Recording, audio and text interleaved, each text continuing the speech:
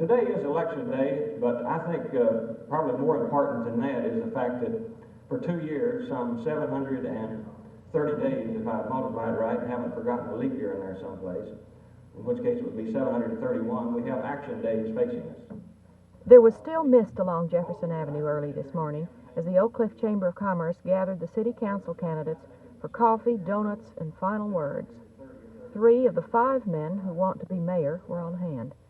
Marvin Stakely respoke some of the concerns he has hit the hardest, but the heavier words came between incumbent Wes Wise and his Citizens Charter Association opponent, John Sholkoff. My petition to you and to others is this, that we need to give every consideration to the person who puts his major investment in a home and look at those zoning changes that need to be made with a view to equity and intelligence and proper use of the land. It's been a very long, hard campaign, and in my opinion, it has probably been the best debated, most widely exposed campaign that I can ever remember in city history. We've been on every platform and podium in the city. We've been all over and talked in great detail about the issues facing the city of Dallas.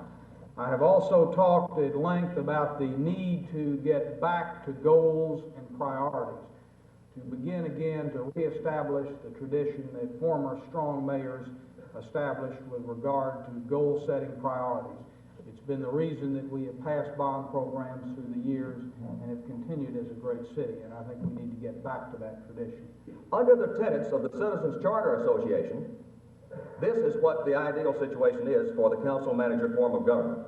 And I quote the president of the International City Managers Association, Robert Turner. A year ago, I said that we were going to explode still another myth about the suitability or the effectiveness of council-manager cities in the larger cities. What better example could we possibly have than the cities of Dallas and San Jose? Good, strong mayors working in tandem with good, strong city managers characterize both of these cities. What better partners of talent could you possibly have in any city than a Norm Mineta, Ted Tedesco, or a Wes Wise, George Schrader combination?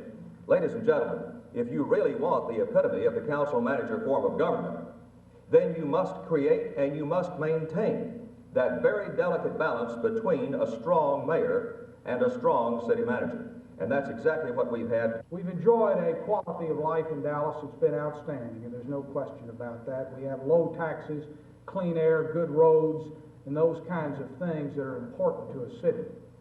But ladies and gentlemen, we are a changing city, and our future prosperity is not necessarily assured. The present mayor and I disagree on that. He thinks everything's rosy. I say we can continue to be a great city, but we must recognize the problems ahead. Well, I'm always an optimist, and I have good reason to be, because I've been picking up some periodicals recently called the Wall Street Journal, Newsweek magazine.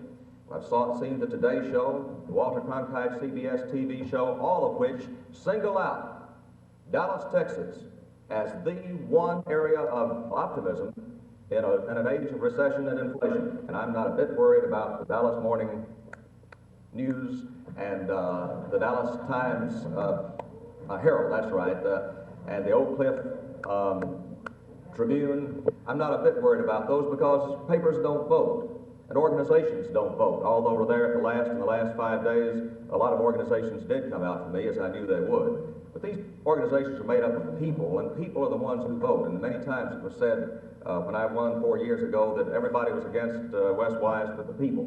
And I think you're going to find that to be true again today.